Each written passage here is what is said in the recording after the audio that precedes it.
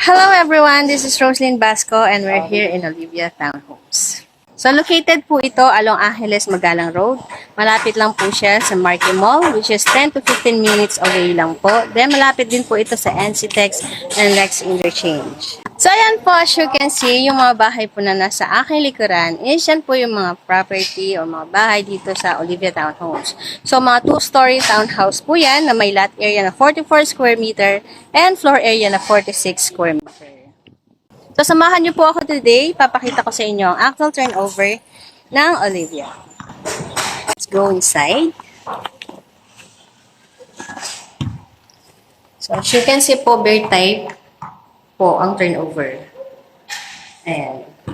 So, ganyan na ganyan po namin i-turnover sa buyer yung property. So, wala pa po siyang tiles. Hindi pa siya naka-pay. Pero ready to accept mo po itong mga to. So, malinis na yung pagkaka-finish ng wall. And, pati na rin yung flooring.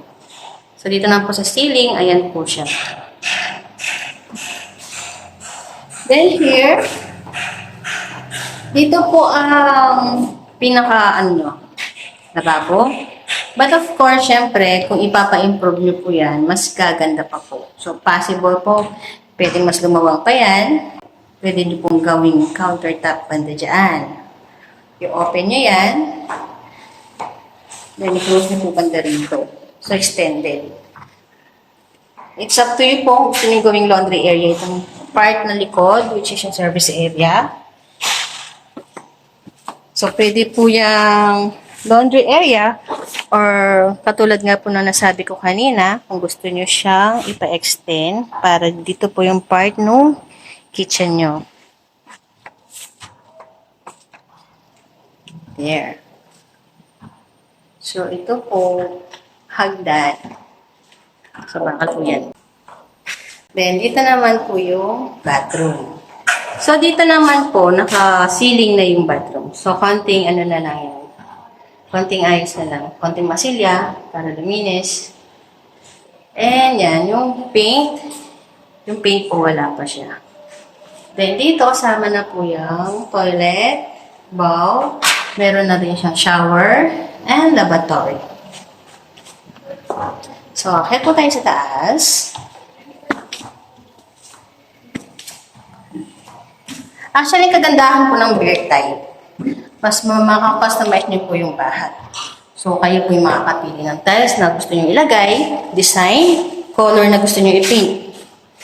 Then, dito sa bedroom, kayo po makakapag-decide kung ilang bedrooms ang gusto nyo ipalagay. So, ayan po. Dito actually, pwede po ang 2 to 3 bedrooms. Ayan. So, ito po kasali na yan.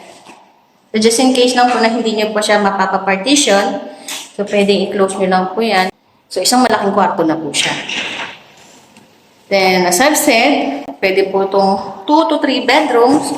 So, pwede nyo po yung pa-extend dito sa likod or doon po sa bandang harap. Pwede nyo lagyan dyan ng terrace, veranda, then additional kwarto po.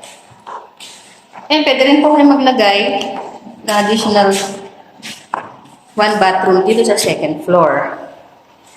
Ayan. So, dito naman po sa ceiling. So, ganyan na po yung turnover.